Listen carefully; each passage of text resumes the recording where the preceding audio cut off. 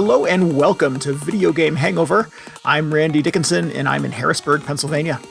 Hello, I'm DJ Ross. I am in Mountain View, California. Each week on Video Game Hangover, we talk about the games that have been keeping us up at night. On this week's show, we're playing Final Fantasy Pixel Remaster. All of them, all 19 of them. Ooh. We're also playing The Fall of Porcupine. Yes, that's a game.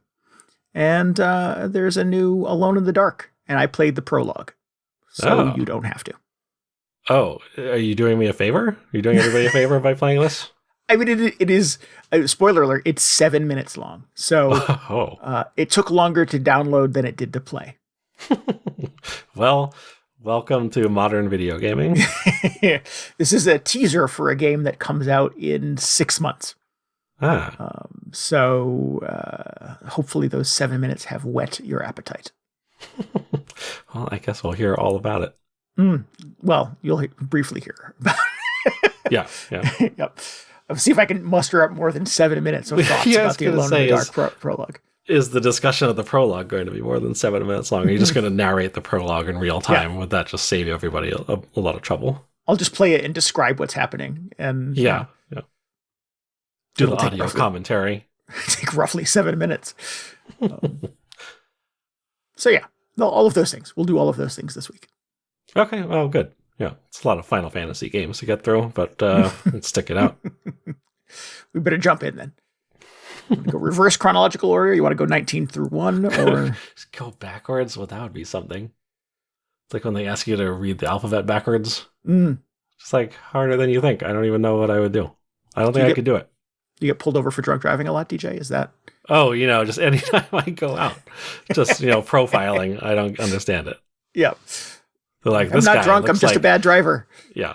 That's my bumper sticker. They're just like, this looks like a guy who wouldn't be able to recite the alphabet backwards even if he was sober. Let's get this guy. And I'm like, oh, not again.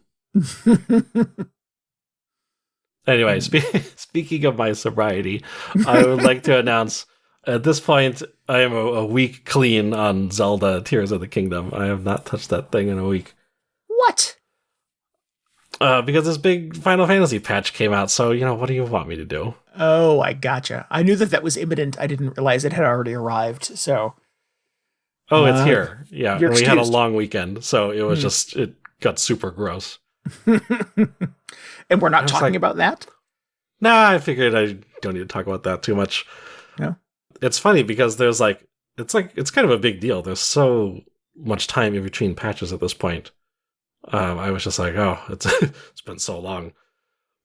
And they're adding all this new raid content and side stuff, but... Oh, so it's content. It's not just bug fixes and stability. Oh, yeah. Whenever I say patch, it's always DLC episodes, essentially. Gotcha. So it's it continues the storyline and everything. But all I can think about last week, going into the long weekend, was I don't even... I mean, of course I want to do the battle stuff, but I really just want to sit down and do my crafting, watch TV all weekend. That was the ideal sort of Final Fantasy scenario I was envisioning. Because it's just on some level, it's just very therapeutic. It's if you ever sit down in Animal Crossing and just do chores for a while, you're like, I need a lot of bamboo or something. Sure. Yeah, so I was very surprised that was my reaction. Don't want to, throw myself into the raids just yet. I just want to go out and chop some wood and mine some ore, whatever else you do, and then I'll make some nice stuff out of it. It'll be a productive weekend. I wish... and you and I, before we recorded tonight, said we were not going to talk about Tears of the Kingdom. But so far, I'm doing all right on my end of that promise. Yeah, I'm about to ruin it. But I wish there were more periods of that in Tears of the Kingdom. Because I just like chores? Chores, exploration, kind of doing stuff. And that stuff is not sort of being attacked by monsters or solving giant puzzles or, I I kind of wish there was just more downtime, or at least I could sort of tune it in a specific way to be able to consume it that way. Because I do feel it very much is sort of like I'm curious to see what's over the next crest, what's over the mountaintop. But then you get over there and it's like you're wrapped up into stuff. It's like, oh, a battle is taking place and now you're a part of it. Yes.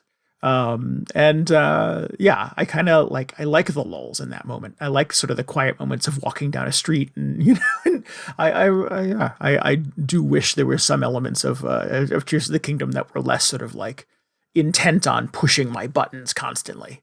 And the game does have them. It just feels rare. Yeah, it would be nice if there was like, I don't know if they go as far as to add in a little slider that's just like turn all the monsters off. But, maybe there's like an amulet or something you can equip and it'll just be like, okay, no monsters spawn while you're wearing this. Yeah. And you can just go do whatever. I was thinking I really enjoyed, I didn't get into this until sort of the post game in Breath of the Wild, but the little photo hunt side quest I thought was super fun. It's just like, that's something I really like doing in games where they just show you an area and you have to just figure out where it is based on all the landmarks in the photo. Oh, okay. I remember that from the Infamous games used to do that. Oh, interesting. You had to find dead drops. You'd get a photograph of a dead drop. And again, you have to sort of like, oh, I know where that skyscraper is in the background and go find it someplace in the environment. Yeah. Yeah. But inevitably you're just like, okay, I think it's over in this area. And on the way there, you just get attacked by mobs of enemies, or, there's a bunch of Korok seeds that throw you off the track. But I don't even know if that's in Tears of the Kingdom. But they do have sort of the photo cataloging thing, which I sort of identified in the first game as like kind of a dangerous thing, where it's like, oh, if I feel like I just can't get into this part way. If I'm going to start putting stuff into the photo catalog, I'm just going to have to do all of it. Right. So I didn't do it. But this time I'm thinking like, well, maybe I'll just be more proactive about that as I go through stuff and make sure I get a photo of everything when I see it for the first time. I'm inevitably trying to take a picture of a moblin as it's swinging its axe at my head. So it's, never about good timing in that. Yeah. I was actually surprised that this doesn't seem to have a more robust like photo mode. Because you have the camera in Tears of the Kingdom, but it's still very much like, it's just Link using the camera as an item. It doesn't pause anything that's happening. So I assume you can still just get destroyed by monsters as you're trying to take your perfect selfie. Right, yes. So that was a little, I was going to say it's a little surprising, but also just like not surprising at the same time, given that it is just, Nintendo does whatever they want. Yeah. Yeah, you're right. I love the idea of having an amulet on. I think the game does give you, I don't know if this qualifies as a minor spoiler, so block your ears for 30 seconds if you're sensitive to that at this point. But I got a mask from one of the NPCs in the game that if I put it on, I can blend in with certain monsters. Oh, yeah, I did find one of those. Yeah. And there's more to unlock and access. There's one I found that it identifies you as one of the assassins in the game that are always trying to kill you, and they leave you alone if you have it on. So there is some tool in there that sort of achieves the thing that you're describing, I think. But it has an in-game explanation for it rather than it's just some wacky slider that you adjust. Oh, are you saying there is a mask out there that I have yet to discover that does this thing? Not entirely, but just from those specific enemies. Oh, okay. Yeah. Right. Yeah, because if you have a mask on of a bokoblin, then the bokoblins leave you alone. I haven't actually tried it out yet, but I'm very curious to see just like how effective it is. Yeah. If you can just put it on mid-battle and they're like, oh, ready to go. Our mistake. You were just one of us. Excuse me, sir. Have you seen the swordsman around? Yeah. Looking for a guy who looks kind of like this. He's wearing exactly what you're wearing, except his face looks different. Yeah. It's funny because he actually does the walk too. So if you put on the bokoblin mask, he does like I'm doing it now that nobody can see because we don't stream this, but he does the funny little bokoblin walk. That's good. Yeah. I always think of the Young Frankenstein, walk this way. And they all do the funny walk. Yeah. That's so it's exactly detail. I'm glad they put that in. I dig that. So yeah, you're right. Or even just the ability to turn off the blood moon. Yeah, turn that, for sure. Like, forget anything about turning off monsters. If we can just get those blood moon cutscenes out of here, that would be a great improvement. So if I clean out a camp of monsters, they don't come back the next morning. Yeah. Oh, you mean get rid of the blood moon entirely? Like, whatever. Yeah. I just don't want to see those cutscenes anymore. I don't want to see the cutscene. And I don't want the effect. I want to kill all the dudes and just let them be gone. Oh, honestly, I'm fine with that. That's like not a deal breaker to me. I just want, like, I don't want to see the cutscenes anymore. I don't need the 30 minutes of just the ground turning red so you know the cutscene's coming up. It's coming. It's like, here we go. But anyways, not talking about Video Kingdom. Other video could have games. Been an email. Yeah, exactly. Once again, dragged into a meeting that could have been an email. So yeah. So anyway, Tears of the Kingdom continues to exist, or does it? I'll probably get back to playing it very shortly. I've just had some things I needed to take care of. Pressing engagements. Right. Yep.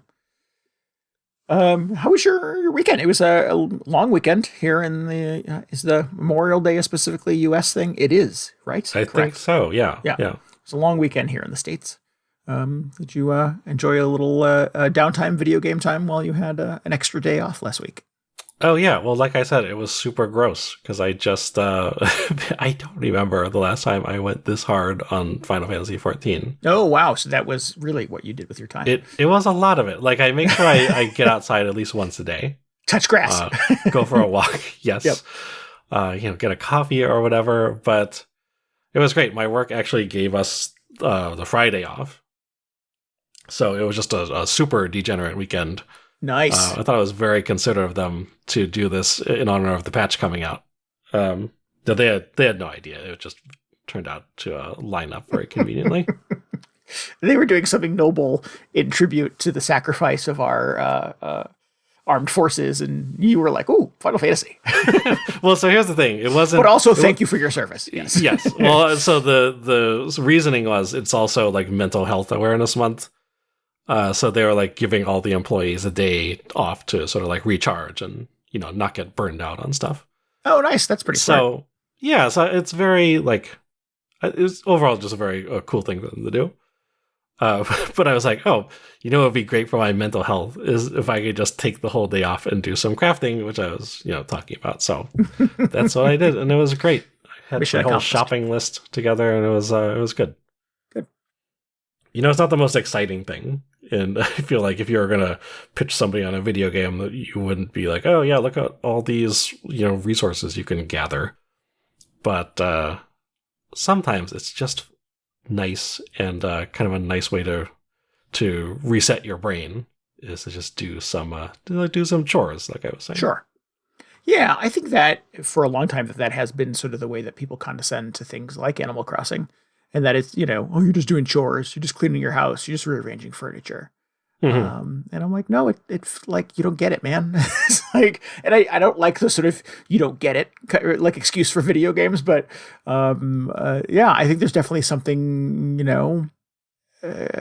cozy about that in a video game setting. There's something, warm and comfortable and familiar about kind of that idealized life and being able to sort of indulge in a routine that you can master every time that has kind of guaranteed results.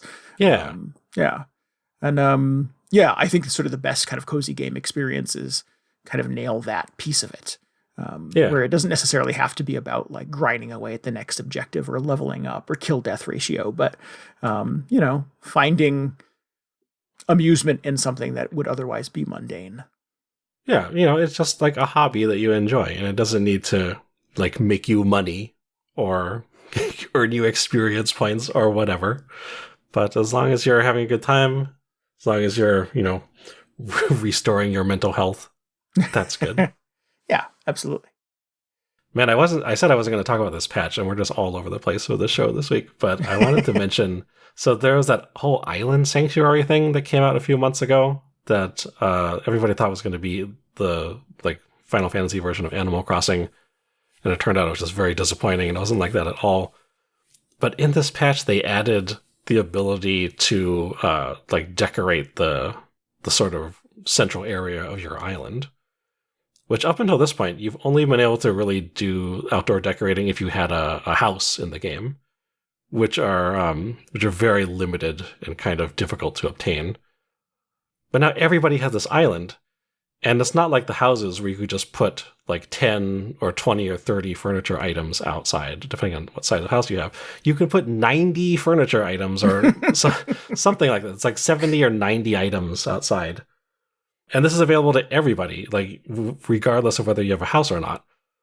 And I don't know if you've seen how absolutely insane like Final Fantasy XIV interior decorators get with just like decking out the insides of their houses. But it's like an entirely separate game for these people. And so with that in mind, I'm really excited to see what people come up with their islands. And it actually got me thinking. I was like, well, I really wasn't into this island when it came out, but I might like to decorate it. Like, that would be fun. Yeah. Because you can I only feel fit so like, much furniture inside your house, so now you have this whole other place. Yeah, exactly. And to be honest, I've always enjoyed sort of the like yard decoration more than the interior decoration to begin with. So I'm like, oh yeah, if I can just make a little like resort area, put a bunch of palm trees around, it's going to be great. So now I'm just thinking, oh, here's this whole new time sink I have to pay attention to. So is your approach to these things like interior decoration or even island decoration, Animal Crossing or Final Fantasy? So like you decorate your house and like that's the setup of your house forever? Or do you like destroy everything occasionally and reset a room? I'd say like 75% of my house is kind of set in stone at this point. I've gone through periods where I'm just like, okay, I've got a great idea for this room in the house, so this is what I'm going to do, and I'll just ignore everything else until that room is done, and it takes so much effort. I just decide, okay, well, I can never take this room apart because this took so long to put together. But occasionally I'll see another part of the house where I'm like, oh, I'm really not feeling this room of it anymore, so time to do something. Mm-hmm. But like, I feel like my house has been pretty done for quite a while. The yard I will change up kind of seasonally just because I think that's fun. Yes. But now there's this whole island thing. It's like 3 or 4 times the size of my yard. Wow. I'm just like, I don't even know where to begin. I feel like it's a little intimidating. And you don't share it with other people? It's like, it's an instance just for you. Yeah, so you are the only one who can decorate it, but you can also invite people over to come check it out, and you can go visit other people's islands as well. Much like your island on Animal Crossing. Yeah, and you could do that before, but it was like kind of pointless before they added this decoration thing, because you would just go there and just go, well, looks exactly like my island. Wonder why I even made the trip. Yeah. I think my approach is generally the same. Is about 75% of my house is set in stone and doesn't change much, except maybe seasonally put up a Christmas tree at the holidays or decorate for Halloween. You got to have the holiday stuff at a minimum. But I like having like one flex room that I can kind of like scrap periodically, usually my basement. In Animal Crossing and whatever the theme of the day or the week or the month is, and change it out. At this point, it has been a video game arcade in my house for quite a long time. Nice. But yeah, that's always been a fun little flex, and the ability to sort of decorate outside, obviously, for the new Animal Crossing has been just a boon for that, being able to kind of get into the seasonality of stuff. Oh yeah. Same as in Final Fantasy, it's a much better time decorating the town itself rather than my house. God, my sad little house in the new Animal Crossing. I don't think I ever even bothered with most of the rooms because really? I was just spending all my time doing the yard and landscaping the whole kind of downtown I set up. Yeah, you went extra hard on the exterior. I remember that you did a lot more terrascaping and stuff like that than I ever did.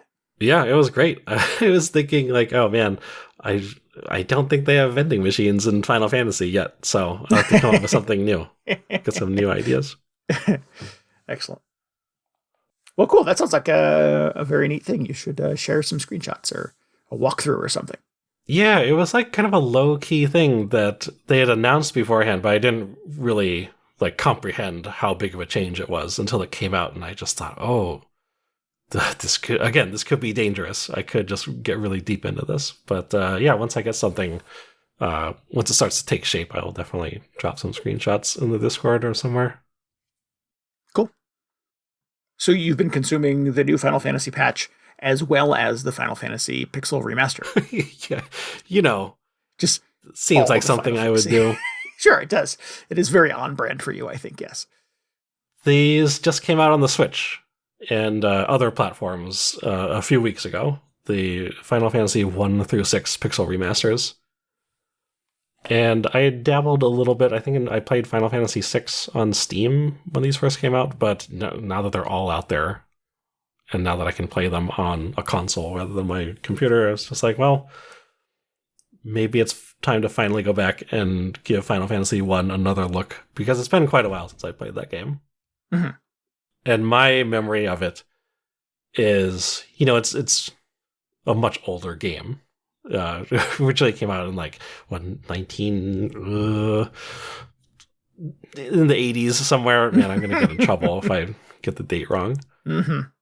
But, it's a much more humble approach to Final Fantasy. It's not quite the spectacle that those games ended up being. But I thought, I'm kind of in the mood to just play a throwback RPG, something really simple. Plus, it'll be nice to just go through this thing again. So I just decided I'll start from the beginning, load up Final Fantasy 1. And I have to say, so far, it has been terrific. It's pretty much met my expectations exactly. Like, it's pretty archaic, despite the fact that it is in this Pixel Remaster package. New graphics and soundtrack and everything. It looks and sounds great. Gameplay-wise, I think they've cleaned it up a little bit, so it's not as clunky as it would be if you were to play the original NES version. Mm-hmm. But it's pretty bare bones as far as RPGs go, especially by modern standards. So it has not been updated so significantly that you don't even recognize it anymore. It still sort of feels like a product of its time. Yeah, I mean, it's definitely more playable. I think people, if you like games of this era, or even games from 10 or 15 years later, you would be able to get into this no problem. But it's just your basic setup. These 4 random warriors come to town, you have to track down, the bad guy. and take him out. And there's a larger plot that unfolds around this. The plot actually has some very surprising story beats in it, especially for a game that came out at the time. But despite this being very old, I'm not going to give anything away. But there's actually a really interesting sort of plot twist, or several series of plot twists in this game, which is funny because I got into the series much later on, when it was more established that RPGs like this would have a little more involved story, so you kind of expected a lot of story surprises along the way. And the first time I played this and got to sort of the big reveal, or several of the big reveals, I was just like, oh wow, I really didn't think this was going to be a signature thing of this series going all the way back to the beginning, but that's kind of cool that it was. So as far as the actual game goes, it feels kind of like going back to one of the old Dragon Quests on the NES. Just very sort of straightforward town and dungeon loop. You go and pick up all your equipment, and you're tasked to go off to some dungeon to fight some monster who's been plaguing the town or whatever, or recover some treasure. Really typical JRPG stuff. That old yarn, yeah. Yeah. But what I think was probably very mind-blowing about this at the time is that you get to just customize your party right from the beginning. It's not like Dragon Quest where you just had the one guy, or in Dragon Quest II where you had the 3 guys, but you have you can pick a party of 4 people, and they can each have their own unique job, which eventually turn into the classic Final Fantasy series jobs, like the Black Mage and the Ninja and all that stuff. Mm-hmm. But right from the get-go, you have this choice, and I was thinking, man, I'm sure people over the years have come up with wild party compositions that just blow this game open. I've heard very interesting things about taking 4 monks in your party. So no magic users and no healers. You just these 4 guys who are really good at kung fu. But apparently they get very strong. Or if you want to go the ultra difficult route, you can just have 4 white mages who, they're just 4 healers in your party, and it just makes everything a little more challenging. But I decided, since this is my first time back with the game in quite a long time, I just went the ultra vanilla route, and I think I did, what did I do? I got a fighter, who's like your standard sort of sword and shield physical attacker. I got one of those monks, and then just the classic sort of white mage and black mage combo. And it's just been fun. It's been, despite not having an especially exciting party, it's been a very familiar, sort of comfortable experience. Just playing this old JRPG has been pretty good. It's interesting to me, having not played these series, but having heard you describe them over the years, obviously, how much of this feels kind of fully formed in the first game. That, things that I've obviously heard you describe about current or more modern anyways, Final Fantasy games are things like the job system and the mages and yada yada. And all of that was kind of there from the beginning. Yeah. So that's a sort of a lens I'm approaching this with, is eventually I want to go through and like get to Final Fantasy 2 and 3 and sort of play these in order, just to see sort of the continuity between them, because I've heard it's very interesting, or it's kind of a new perspective on these things, especially if you grew up in the West and you got sort of the weird staggered Final Fantasy releases that we got, because it was like, we didn't originally get 2, 3, and 5. Those never came over from Japan until much, much later. Oh. So there wasn't that direct continuity between like 1, 2, and 3 into 4, et cetera, et cetera. But I've heard that now, especially since these all came out at the same time and a lot of people just picked up the entire bundle and are just doing them all in a row, that it's much more interesting if you can sort of play them in that order, in the sort of direct sequel order, and see the connections between them. And I can sort of see that already happening. Or especially I think about like Final Fantasy III is when they really introduced the full job system with like all these different jobs and sub-jobs, I think.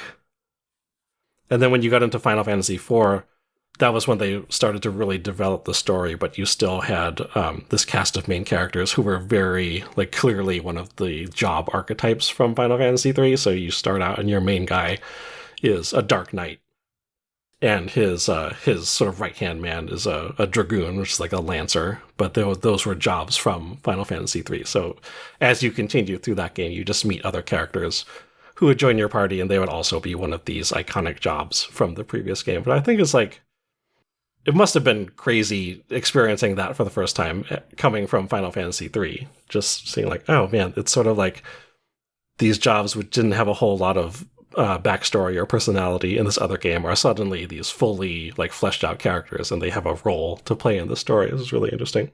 Oh, cool. But that's, I still have a ways to go before I get there. I'm still picking my way through Final Fantasy 1. But it's been fine for the most part. It's been a little on the grindy side, which I expected. There are a lot of random encounters, to the point where there have definitely been times when, I expect a higher random encounter rate because this is a fairly old game. But I'll finish up a battle and take like just a few steps, and another one will start up, and I'll just be like, really? Like, okay, well, I guess we're doing it. What you need is that amulet from Tears of the Kingdom. Yes, I need that thing. Yeah. I need the thing from the Zelda game. I need the goblin, whatever mask you put on. Right, exactly. But it's fine. It's actually, I feel like this is probably because of some like difficulty rebalancing they've done, but none of the fights so far have been super difficult. So despite there being a lot of them, it's still very manageable. Or maybe it's just because I've got that monk in my party. He's pulling a lot of weight. But it's fun just going through this very basic battle system. It's pretty strategic. It's like playing one of the old Dragon Quest games where you really have to be smart about who you assign to attack which monster and how you spend your magic points. The way that magic spells work in this is very weird. In fact, it feels like one of the most archaic things about this game.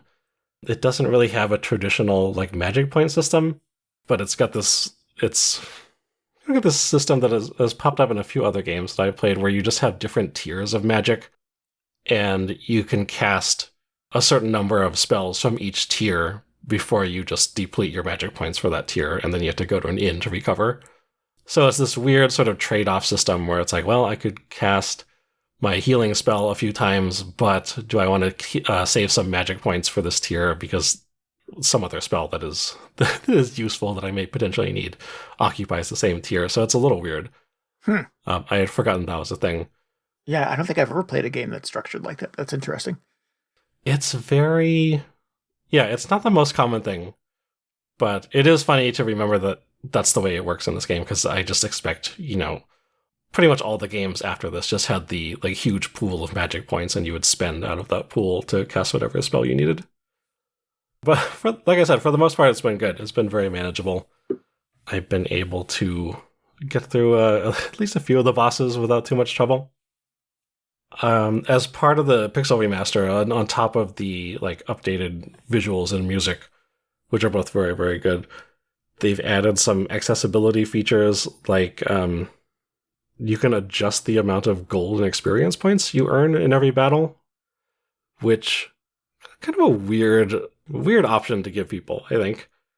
Because in previous re-releases of Final Fantasy games in particular, they've done sort of this god mode that you would turn on, and it would just restore all your health and fill up your limit break bar, so you just have access to all your ultimate attacks whenever you needed them.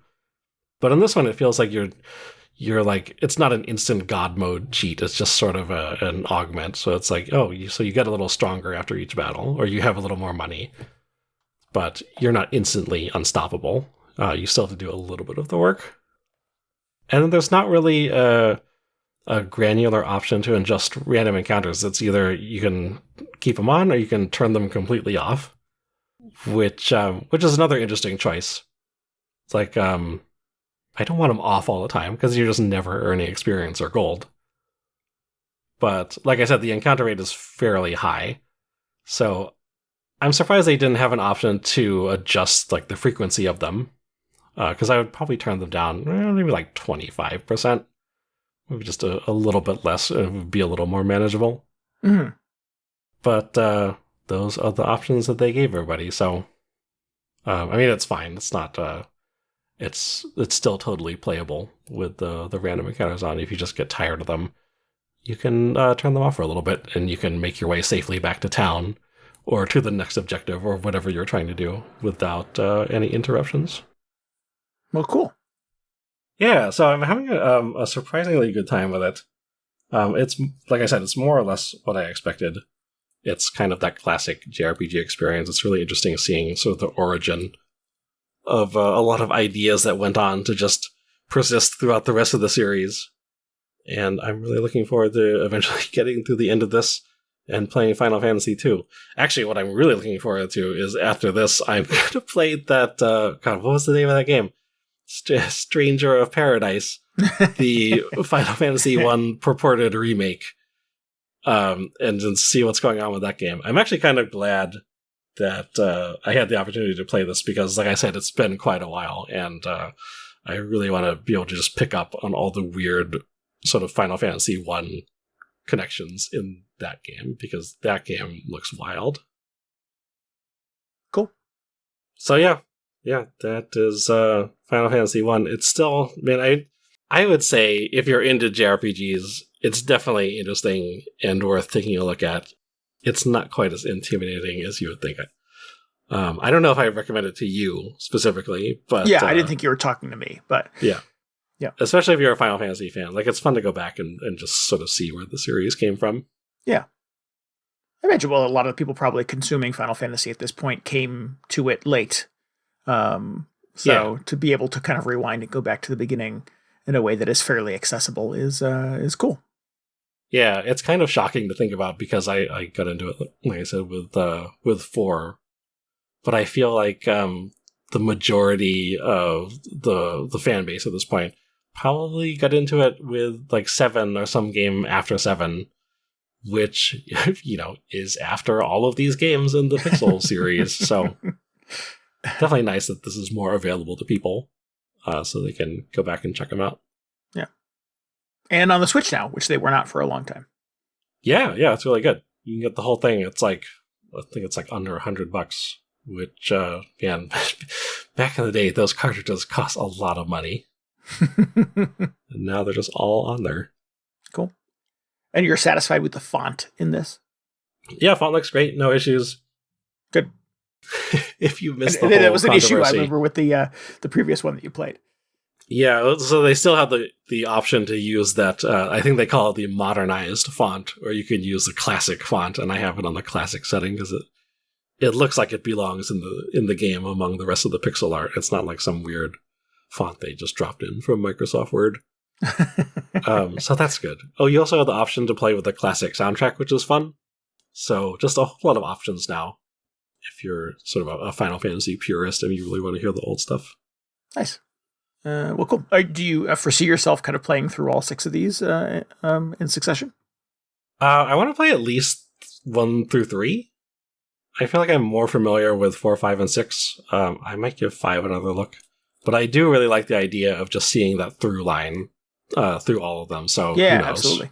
Who knows what will happen? There's also just a lot of RPG to get through, so probably not going to do it all this year. But eventually I plan to do the whole thing. Nice. Are they massive experiences like the old Dragon Quest games are? Hundreds of hours? Oh, the old Dragon Quest games are not that long. Like, you can get through the first one on a weekend if you really know what you're doing. Oh.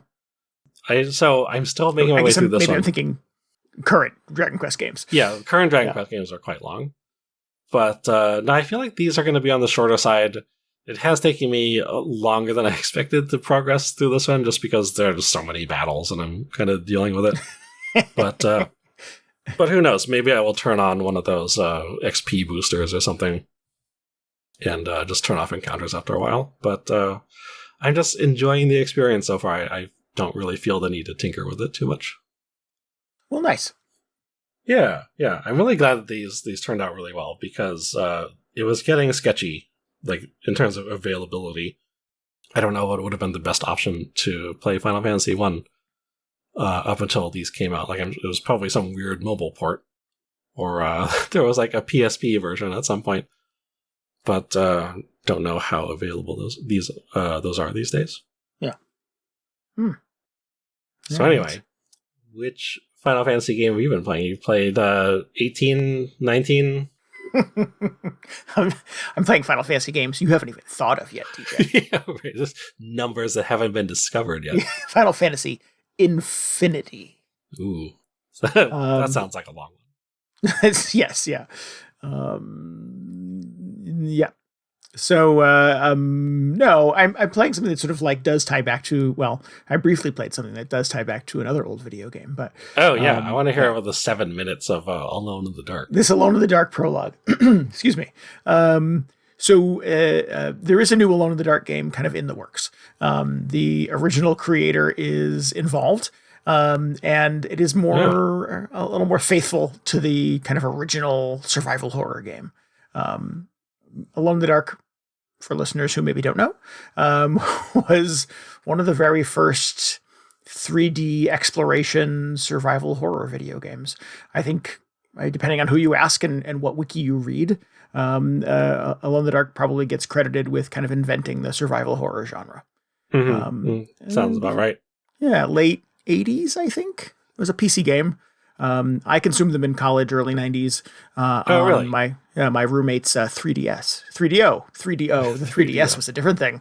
I have to confess, not only have I not played any Alone in the Dark games, I know practically nothing about them. Oh, really? Oh, interesting. I know there was a movie with Christian Slater at one point. There was a really horrible movie with Christian Slater. There's a sequel, too, that I've not even sought out. So, I did not know about that. Yeah, I feel like you Alone don't bring those up in the company of Alone in the Dark fans. Yes, yeah, don't bring that shit up on the Reddit. So instant ban. I like Christian Slater and I like Alone in the Dark. It was not a good combination, I got to tell you. So, it really kind of bared very little kind of connection or resemblance to anything I was expecting. So that's a problem as well. Okay, forget I mentioned it. Forget it even happened. But Alone in the Dark 1 and 2, I played them on the 3DO in college. I liked them. I was a big horror fan at the time. I remain still that person. And these were genuinely creepy games. And they did things that I had never seen sort of happen in video games, and sort of like 3D rendering and pretty heavy storytelling and really cool puzzles and stuff like that. And it was easy to sort of see that spiral into things like Tomb Raider and puzzle solving and exploration, and Silent Hill and being sort of genuinely creepy and also puzzles and stuff like that. So it is the progenitor of a lot of things that sort of became common in video games in the probably mid-90s. And since then, it has had kind of some dark times. It was, I think, originally owned by Atari, and Atari eventually sold it to somebody else who now sold it to THQ Nordic. And it is THQ Nordic that is funding this modern kind of reimagining of the original Alone in the Dark that comes out later this year. I kind of approach this with cautious optimism. I'm hopeful that it's good, but I'm so kind of disconnected from the original experience of really enjoying these things in college that it's hard to be sort of defensive about it. So this is like a remake? It feels like that's kind of the direction they're going. Yeah. They've recently announced that you can play as one of two characters. Edward Carnby, who is kind of a 1920s... That was Christian Slater in the movie. There you go. They got his name right, at least. Yes. You can play as the private investigator, kind of a gumshoe from the 1920s, kind of a trope. Or you can play Emily Hartwood, who is the niece of, I believe, the creepy sort of origin of the story, the man who killed himself, and now there's this haunted mansion. Oh. And this was cool in the original Alone in the Dark as well, is that you could play as one of these two different characters, and the story and the information you had access to was slightly different depending on who you played. Oh, really? Yeah. Huh. They're maintaining that in the new version. And you can play as Emily or Edward.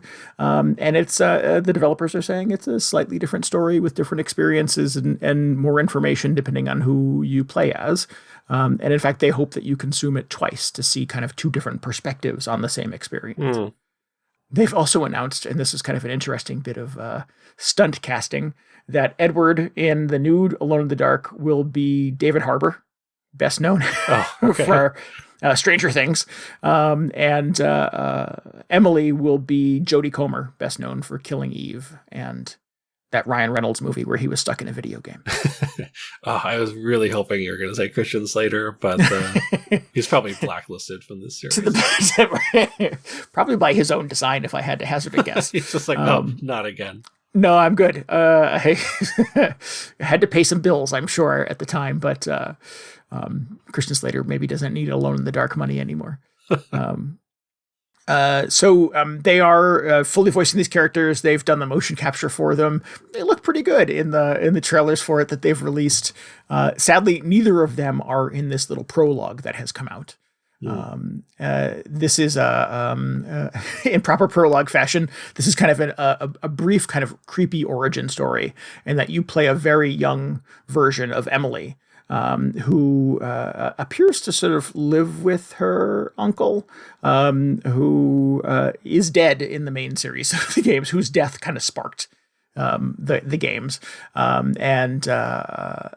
He's having a problem, and you volunteer in the prologue to help him. And it's just to take a letter to a mailbox. And that trip through the house turns into a horror show, with a lot of crazy shit happening. And then it's over before you even know it. And so, yeah, I don't know. I'm intrigued. I remain sort of cautiously optimistic. It feels a little goofy. The making of documentary that they sort of released last week with the prologue and the first trailer that showed David Harbour and Jodie Comer again felt a little hammy. And I'm like, is this going to be cool or is this going to be dumb? So I don't know. I'm like I said, cautiously optimistic. I like Alone in the Dark. I would love for it to be good again. I feel similarly about Silent Hill. I would love Silent Hill to be good again. Yeah. And maybe this is the year that both of those things happen. Man, it's been a good year for, there's Resident Evil 4, but that was doing fine even before the remake came out. Yeah. Good year for horror, though. I don't know when all the Silent Hill stuff comes out. I feel like that may be farther off. I thought one of those I had read was this year, but I'm not sure. There are multiple. A surprising amount of Silent Hill happening in the works. Yeah. Yeah. So, Alone in the Dark Prologue is available now on Xbox and on PlayStation. I played it on the PlayStation 5. You can download it for free. It's very brief, like I said. But the full game, the main game, comes out later this year. It comes out in October, right around Halloween. Oh, good. Yeah. So I'll come back to this probably later in the year. I definitely want to play it. I'm intrigued. We'll give it a shot. But, I'm happy that somebody's doing something with Alone in the Dark. I hope they can make it cool. And if they could just make it like one of those Sherlock Holmes games, like kind of like heavy procedural, lots of characters, it doesn't have to be super fancy. It doesn't have to be super flashy. I think Alone in the Dark kind of went off the rails when it turned into a shooter. I think the second one of them was really goofy, and it was a lot of like combat and hiding behind boxes and shooting at monsters and stuff like that. And is that the one that was on Xbox? I'm not sure. Sort of like the PS3 generation. I remember they tried to reboot it a couple times. Yeah. I don't know what was going on there. That was a very bizarre one. I remember being very confused by that. Did the original have combat at all? There was some. Yeah, you would get weapons and you could sort of shoot at monsters that were sort of like slowly ambling towards you and stuff like that. Oh, okay. So there was an element of like, saving your ammunition for the moment that you need it and make sure you have good aim. But more it was about kind of exploration of this creepy mansion and solving puzzles to be able to get into hidden areas. Piecing together the kind of dark corners of this story. So if that balance still exists in Alone in the Dark, I think that could be cool. I think there's been a lot of video games that have, built on the Alone in the Dark thing over the last 30 years. So for them to sort of come back and, reclaim that stuff and maybe do something kind of unique with it, or at least something that feels deferential, respectful of the origin of this, would be cool. Yeah. And in general, I would just like a cool, creepy haunted house story with David Harbour and Jodie Comer in it to be fun and, an enjoyable video game experience. Yeah. The trailer looked kind of spooky. Yeah. Or not like super spooky, but definitely unsettling. Which is, you feel like that's what they're going for? Yeah, I think so. I know the original game, couple of games took a lot from Lovecraft. There was a lot of like, dark origins kind of stuff that lived in that. And, I feel like that's what they're going for. Again, sort of unsettling exploration of a creepy haunted mansion. Yeah, hopefully they stick the landing. Yeah. I wish them nothing but the best. What else have these developers done, do you know? Nothing that I'm aware of. I've not done the research on that, though, unfortunately. I hear a lot of mixed things from all the teams working on the various Silent Hill projects, where they're like, oh, this one's going to be good. Oh, this one's not going to be good. Just like, oh, how do you already know that? It's just sort of based on what they've done previously. But I think it's interesting. It's going to be real weird to see how those turn out. But that's cool. I did not realize you were so invested in this series. I guess because it's been quite a while since any of them have really come out. So yeah, it's hard to say that I'm invested. It's just that... Well, you seem invested in it. Yeah, the last 10 minutes of conversation notwithstanding. I mean, maybe not in this one, but you're certainly more, you have a larger stake in this than I do. Yeah, there was a long period of time in my teenage years where I didn't have access to a video game console. And when I got to college, my roommate had, I think had a PS1 and he had a 3DO.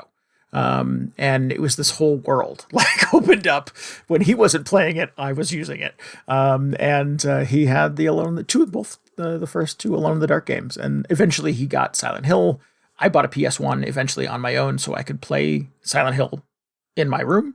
Excellent. Silent Hill was the game that got me to buy a PS1, and then it became other stuff. But yeah, that was, I liked creepy games back then. I like them now. So it was cool that kind of stuff existed. And I could play a game like Alone in the Dark and see the connections to Lovecraft stories I had read and stuff. So it was cool to sort of see those things kind of come together in a way that, maybe seems predictable in an internet age, but was cool to sort of be a fan and to play this thing that felt like it was kind of serving that appetite. So yeah, the developer is Pieces Interactive. Yes, Pieces Interactive. They made Magicka 2. Oh, wait, really? Yeah, that's what it says here. Interesting. They must have, like, of course, one they had a different name, but I could be misremembering. They've also got a couple of games here called Titan Quest Atlantis and Titan Quest Ragnarok that I've never heard of. Oh, I've heard of Titan Quest, but those sound like either like spin-offs or expansions. I'm not sure what's going on. But Magicka 2 is probably the thing they're best known for, if I had to hazard a guess. I think I played Magicka 2, probably with you at some point. I don't know if I ever played 2, but I like the first one quite a bit. They didn't do the first one, did they? I'm pretty sure it was... I don't remember the name of the developer, but... yeah, that is not listed on their list of credits. Oh, interesting. Just the first one. There's a bunch of Magicka stuff on their resume. Magicka Other Side of the Coin, Magicka Dungeons and Demons. And what if you're playing the new Alone in the Dark and just a goofy wizard shows up and starts freezing everybody? Just lighting all of your friends on fire. Yeah. Just like, oh man, really did not understand the core of Alone in the Dark. No, like I said, there is, and you can find this, it's the on the PlayStation 5 like game page for the new Alone in the Dark. There is this fun little like 6 or 7 minute long documentary about the making of this game that doesn't come out for 6 months. And they interview, I forget his name, the French guy who made the original Alone in the Dark. And he's involved and he's giving advice and he's sort of talking story origin and what he always imagined would happen.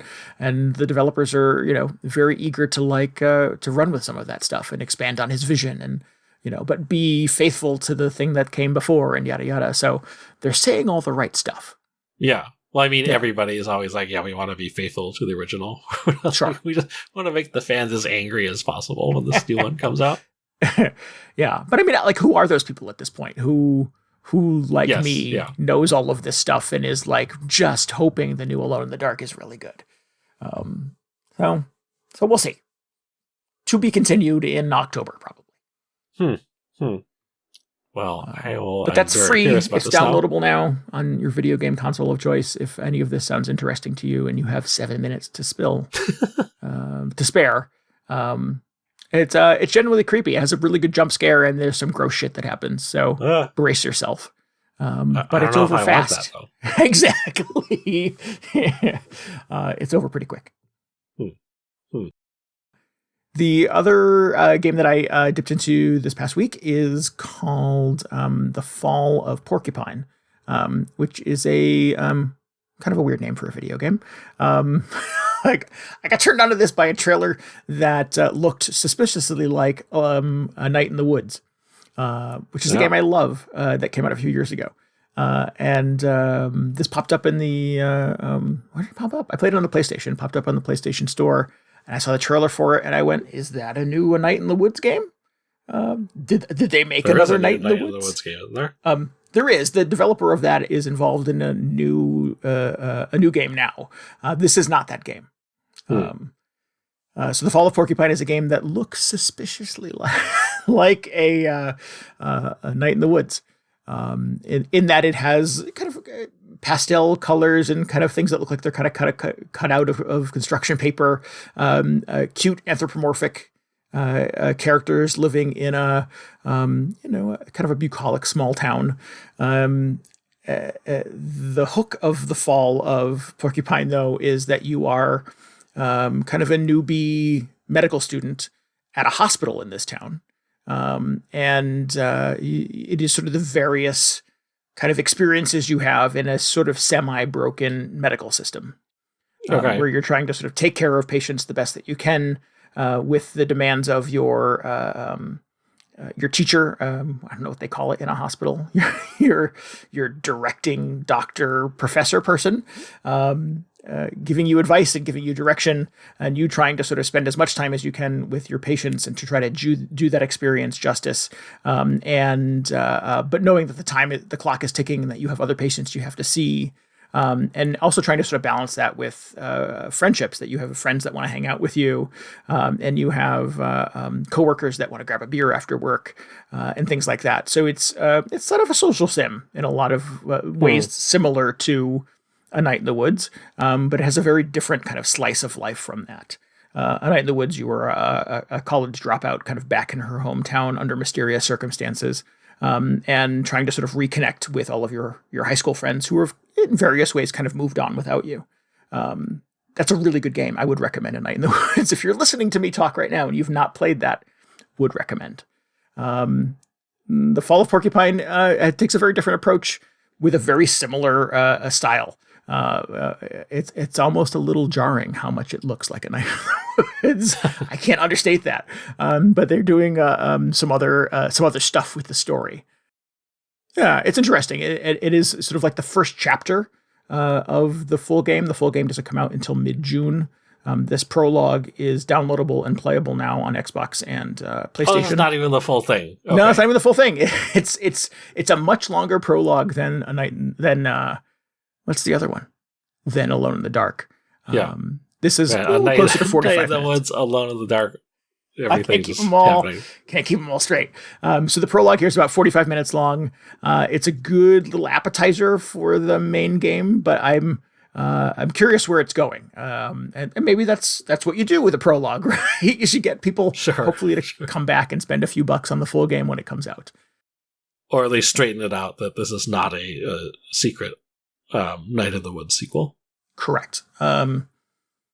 Yeah, I know. And it's something that I don't know a lot about. I think, certainly what I know about the medical industry is either from pop culture. So it's things like Scrubs or ER and stuff like that. It's medical drama, House MD and stuff. Mm-hmm. Or it's my own experiences with it in a system that feels slightly broken and slightly sort of not built to provide care for the people you're trying to provide care for.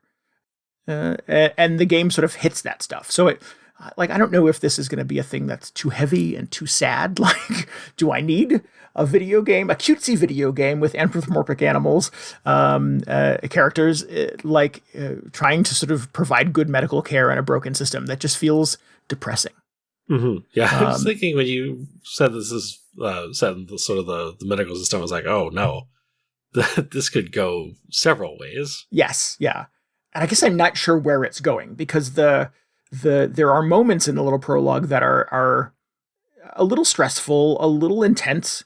You feel the pressure of this sort of newbie student's kind of existence. But it's also quite funny at times. There's some actually sort of like very bright, kind of really astute writing that happens, kind of cute character interactions. There's a couple little mini games that happen. At some point, if you get into you can get into a bar brawl. And it turns into basically a rudimentary fighting game where you have two characters sort of like side by side. And in the background, you hear "no fight." You have like a kick and a block and stuff like that you can do. And it's kind of over in a minute, but clearly they're trying to sort of riff on a fighting game. I was expecting at this point you have to diagnose a patient or something, but they went Street Fighter instead. Yeah, they went Street Fighter or Mortal Kombat, I thought, was what they were doing. Okay. But then you have to put their spine back in their body. Fortunately, the medical treatment parts of this are not gruesome in any way. I don't think it's trying to be that game. This isn't like Surgery Simulator. You have a patient with shingles, and you're trying to sort of like examine their rash. And I'm like, oh, is this going to be gross? And it's not. They don't show it. It's like a series of button presses. You have to basically play Simon with the controller to remember kind of what buttons to push and prompt and stuff like that. And it sort of rates your care afterwards. There's one of the diagnosis games, the mini games that you play is basically Wordle, with different little icons of like a broken tooth and a bone and a little skull and stuff like that. And you have to sort of guess the proper order of the characters. So it's not trying to sort of like be like a ripped from the headlines ER episode of the week kind of thing. But I think they're trying to sort of touch on, sort of criticism of the medical system in a way that kind of feels approachable and maybe has a little like human drama behind it. And that's cool. That's interesting. It's certainly a perspective I've never seen in a video game before. Yeah, a pretty unusual sort of setting. Yeah. So I'm intrigued. I think they kind of stuck the landing with this little appetizer. It made me want to play more of it. I immediately looked at the end and went, when does this come out? I want to see what happens next. Because it ends on a little bit of a cliffhanger. So they built up an appropriate amount of drama and mystery. And it's 2 weeks away. So I may come back to this in a few weeks and play the full game when it drops. But for now, this is called The Fall of Porcupine. You could download and play the Prologue for free on Xbox and PlayStation if that interests you. I believe the game itself is actually coming out for the Switch too, but for some reason the Prologue is not available on the Switch right now. Okay. A little weird. But if you most people who prefers to play video games on the Switch, the game will be coming out for that eventually. Like in 2 weeks or eventually? I don't know the answer to that, unfortunately. Okay. I hope it's in 2 weeks, because I think I would probably play a lot more of this. Yeah. If I had it portable and could take it with me. So I'm hoping it lands on the Switch on the same day as it does on the Xbox and PlayStation. Put it on your Steam Deck. Yeah, that might be the way to do it too. It does come out on Steam on the same day too. Yeah, cool. Yeah. It's still weird that I forget that I have a Steam Deck. Oh yeah, that's an option. I can do that. How can you ignore just that enormous thing sitting in the corner of your house? It's true. Yeah, it's I've got it wedged under the tire of my car so it doesn't roll away. Oh, I love the just the Steam Deck shade. And to sort of briefly explain the weird title, The Fall of Porcupine. Porcupine is the town that the hospital is in. Is the named Porcupine. Oh, okay. Well, that's ominous. Yeah. Or is it just fall when you're playing the game? I think it's a little bit of both, because it looks like fall, but it also might sort of be, the demise of this town, the demise of this hospital, etc. So this is right before the zombie outbreak. Yeah. In the game, they talk about, because all the characters in the game are different kinds of animals, they talk about the hibernation festival is coming up, and we have to get ready for the hibernation festival. And I'm like, it's like in Logan's Run. Does the whole city hibernate? Do they all go to sleep for 4 months? I'm not sure where this is going. Again, I'm intrigued. It has sort of dropped enough little clues that I'm sort of like, there's some interesting stuff kind of going on here. And it looks a lot like a video game I already like. So yeah, I may come back to this and give it a shot. It kind of sounds fun. Yeah, I'm intrigued. I really got to kind of play Night of the Woods at some point. I didn't even want to say that because I know you're just going to give me a hard time about it now. What? I know. We've been over this. Yeah. Yeah. I mean, given the choice, I would recommend Night in the Woods first, heartily. Yes, yeah. But I've not played all of the Fall of Porcupine yet, so I can't recommend that sight unseen, obviously. But yeah, Night in the Woods is a very good game.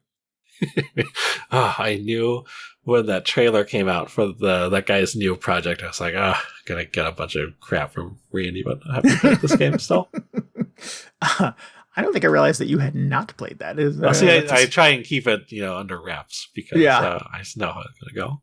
I remember that there was a period where you and I diverged pretty significantly. Well, we continue to diverge pretty significantly on video games. That's what makes this relationship work. And that I was very into stuff like Night in the Woods and Oxenfree, and you weren't really feeling any of them. Or SteamWorld Dig. So I actually did love SteamWorld Dig. SteamWorld, whatever. I love it. Yeah. I played a couple hours of Night in the Woods, and I did enjoy what I played of it. I just don't know why I didn't stick to it. So it's I have it. It's just been waiting for me to get back to for years. Yeah. I've been thinking maybe I should play it again. Yeah, well, maybe you should. For that, the new thing that doesn't have anything to do with Night in the Woods, does it? Don't answer that. I don't want to know.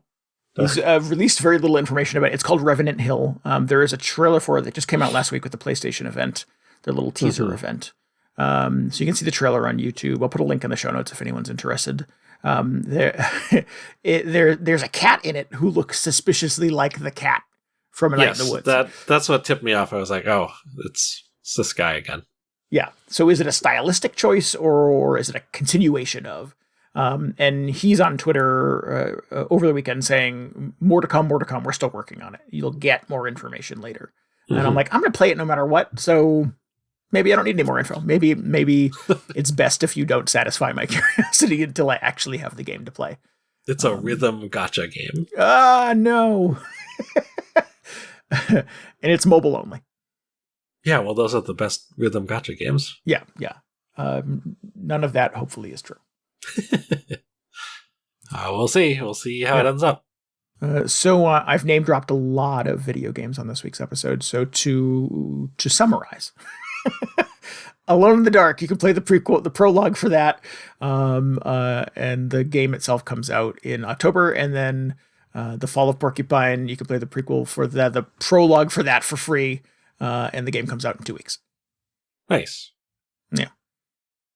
Man, it's been tough to find video games I want to play that are not The Legend of Zelda. Well, fortunately, there's a lot of that game still to go. Yeah. At least it sounds and it's like been there cool. is. Cool to kind of sample these little things, to be able, I condescend to Alone in the Dark for only being 7 minutes long, but like, that's cool. That's consumable. Like, I can see that beginning, middle, and end. I can get through that experience. Yeah. More games that are only 7 minutes long, please. Maybe 14 minutes. That seems maybe to be 14. Yeah. Oh, yeah. Wow. Good Twice hardcore there. Yeah. But no, this prologue to Porcupine, the Fall of Porcupine, is about 45 minutes long, which one for free is a lot of game to play. Mm-hmm. Considering you don't have to pre-order or pre-purchase the main game to get the prologue. Is this is this separate from the main game? Like, you just go in for the main game when it comes out? Are you going to play through this, or was that clear from the prologue? It is not clear to me from the prologue if this is an other thing, or if this is just the first 45 minutes of the main game. That is a question that had not occurred to me until you just said it right now. Well, sounds like the way you described it, it sounds separate, although now I don't know what to think anymore. We shall see. We shall see, yes. We shall see. I'll report back. All right. And that about does it. That's it. Cool. We should wrap this thing up, huh? Go play Final Fantasy II. Nice. If you need any more video game hangover in your brain, you should follow us on Twitter at twitter.com/VGHangover. And you can always get show notes and links and tell us what you thought about this episode at VGHangover.com. We would love for you to hang out with us on Discord. You could chat about video games and other fun pop culture things. You can always get a link to that at VGHangover.com as well. And it would help us out immensely if you would subscribe, rate, and review us on your podcasting app of choice. Be that Apple Podcasts, Google Podcasts, Spotify, YouTube, wherever. And then maybe help us out by telling your friends about the show. Yeah. Help spread the word about VG Hangover if you know a friend who's looking for a gaming podcast to listen to. Or if they're looking for somewhere to get a good recipe for Gatorade bread. Sorry, I just went back and listened to the section on Gatorade bread, and I thought it was hilarious. So that was on the mind. But yeah, that'd be great. Tell your friends about the Gatorade bread. We want to give thanks again to Fear of Dark this week for our intro and outro music. If you want to hear more of his work, you can head over to fearofdark.bandcamp.com. He's got a bunch of great stuff on there. Add it all to your cart and hit checkout. Send him a few dollars. That would be terrific. Sorry, nice. Pounds, because he's in the UK. They'll do the conversion for you. Excellent. We'll be back next week. Until then, this is Randy Dickinson. This is DJ Ross. Thanks for listening to Video Game Hangover. Goodbye. Good night. See ya.